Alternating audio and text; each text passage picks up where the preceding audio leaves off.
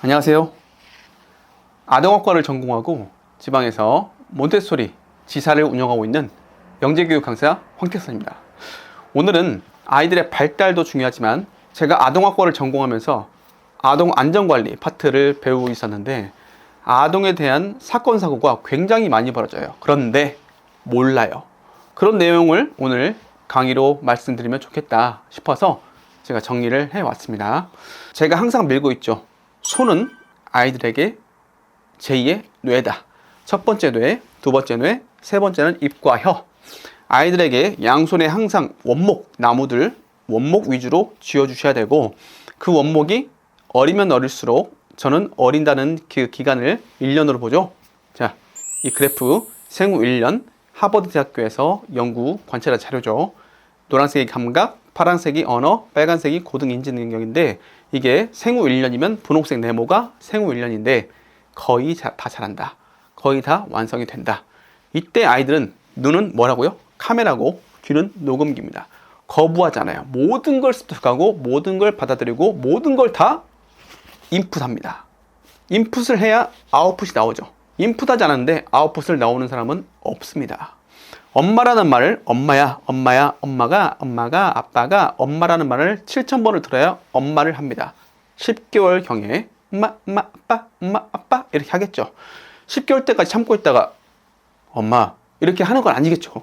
그렇게 하지 않고 엄마의 모습을 보면서 입모양을 보면서 따라하는 겁니다. 그런데 빨강색, 선홍빛, 주황색이 우뇌 발달, 지금 생후 1년에 발달하는 이 우뇌 발달에 좋다고 했죠. 그러면 엄마가 아이에게 입모양을 보여주면서 이야기할 때 뭘 하면 좋을까요?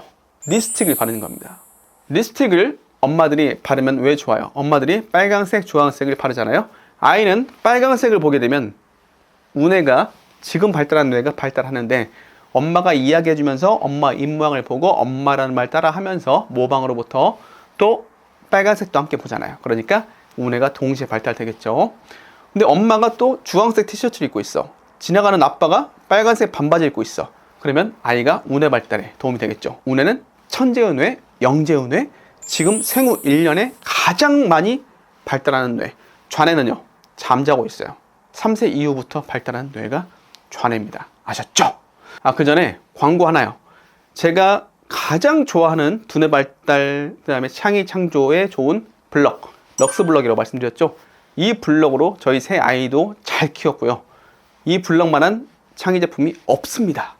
댓글에 설명란에 링크는 걸어놨으니까 혹시 한번 쭉 둘러보시고 괜찮네, 황택선 씨가 괜찮은 블럭을 소개해줬네 라고 생각하시면 이걸로 선물하시거나 이걸로 지인에게 홍보를 해주세요. 너무 좋은 블럭입니다.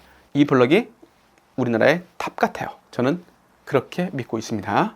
자, 그러면 오늘의 강의 주제로 떠나보도록 하겠습니다.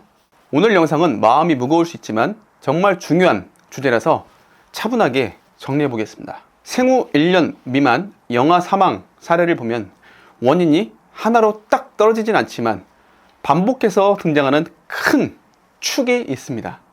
바로 수면 관련 사망, 그리고 사고, 마지막으로 질병의학적 원인입니다. 그 중에서도 가장 자주 언급되는 건 단연 수면 환경입니다. 가장 많이 거론되는 축, 수면 관련 사망, 영아 돌연사 증후군, 그리고 침대에서의 질식, 압박, 끼임 같은 사고가 포함됩니다. 핵심은 아이의 수면 공간에서 위험이 반복된다는 점입니다. 가장 흔한 상황은 이런 형태로 나타납니다. 첫째, 성인 침대나 소파에서 함께 자다가 아이가 부드러운 쿠션, 이불, 성인 몸에 눌리는 경우입니다.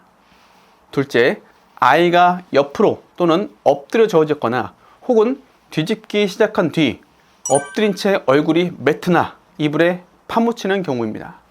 셋째, 침대 안에 베개, 이불, 범퍼 침대 가드, 인형처럼 부드러운 물체가 있어 얼굴을 덮는 환경이 되는 경우입니다.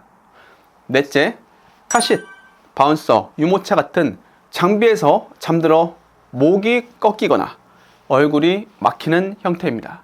다섯째, 잠버릇 고치려고 과도하게 두꺼운 포대나 이불을 쓰는 경우도 반복됩니다. 그럼 왜 영아는 특히 위험할까? 영아는 기도가 좁고 머리가 상대적으로 크고 목 근력이 약합니다. 그래서 자세가 조금만 무너져도 호흡 확보가 어렵습니다.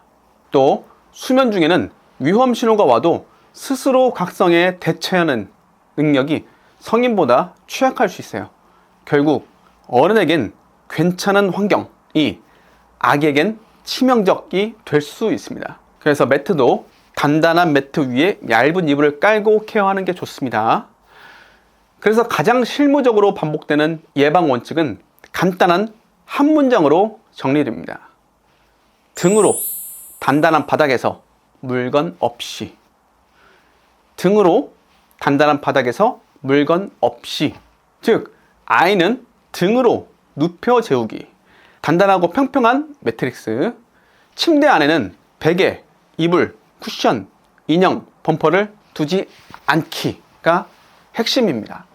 가능하면 부모와 같은 방에서 자되 같은 침대는 피하는 게 좋아요. 내 옆에 바로 재우는 것보다 손을 뻗었을 때 내 손바닥 정도에 되는 거리에 눕혀서 재우는 게 정말 좋습니다. 그거 외에도 정말 위험한 상황들은 욕조, 목욕입니다. 목욕 중에 전화 한 통, 수건 가지러 잠깐 같은 짧은 공백이 사고로 이어질 수 있습니다. 그리고 많은 분들이 놓치는 게 영아 익수는 물의 깊이보다 감시가 끊긴 사이가 더 치명적일 수 있다는 얘기입니다. 대야처럼 얇은 물에서도 위험해질 수 있어요. 다음으로는 질식입니다. 이유식이나 간식이 큰 덩어리로 들어가거나 포도, 방울토마토 같은 형태가 위험할 수 있습니다. 포도는 무조건 잘라서 먹여주시고 떡은 3세, 4세 이후까지도 먹이지 마세요. 왜 먹여요? 더 맛있는 것도 많은데. 그리고 형제, 자매, 장난감, 작은 블록, 구슬 같은 거, 입에 들어가는 물건, 비닐 포장재 같은 것도 반복적으로 보고되는 위험 요소입니다. 다음으로는 차량 외출 장비에서 위험입니다. 카시트는 이동 안전 수단 장비지 수면용 침대가 아닙니다. 이동이 끝나 집에 오면 가능하면 평평하고 안전한 수면 환경으로 옮기세요. 옮기는 것을 권고하고 있습니다. 그 다음으로는 추락 외상입니다.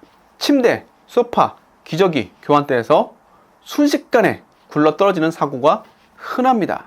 아이는 어느 날 갑자기 움직임이 늘어나기 때문에 보호자가 아직 안 그러겠지? 라고 생각하는 순간이 가장 위험합니다. 가장 위험해요.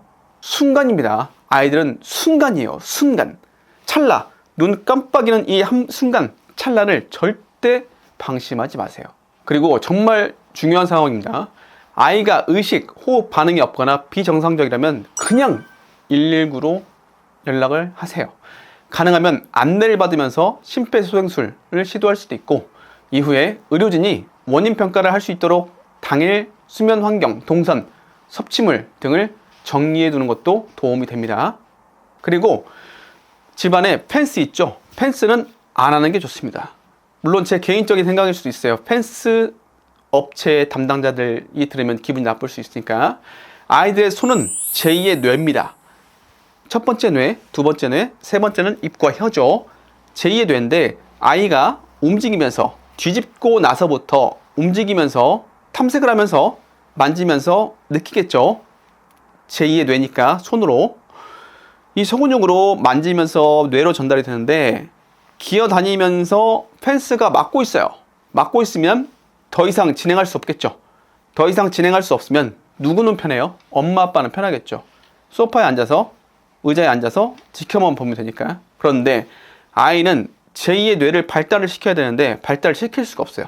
가서 의자도 만져보고 싶고 거친 것, 부드러운 것, 날카로운 것을 만져봐야겠죠. 만져보면서 이게 의자구나, 이게 냉장고구나, 이게 벽이구나, 이게 문이구나, 이게 나무구나 느껴야 되는데 감각으로 모든 걸 맡고 있는 게 펜스입니다. 펜스는 또 플라스틱으로 되어 있죠. 저는 개인적으로 펜스를 좋아하지 않습니다. 안 하는 게 좋다고 저는 말씀을 드립니다. 현실에서 많이 놓칠 수 있는 체크 포인트를 몇 가지 말씀드릴게요. 자, 첫 번째, 잠깐이 가장 위험하다. 두 번째, 부드러움은 안전이 아니다. 세 번째, 장비의 목적을 혼동하지 말자. 오늘도 끝까지 시청해 주셔서 정말 감사드리고 구독과 좋아요는 저한테 가장 큰 힘이 됩니다. 행복한 일들이 가득하시길 1년 내내 기원할게요.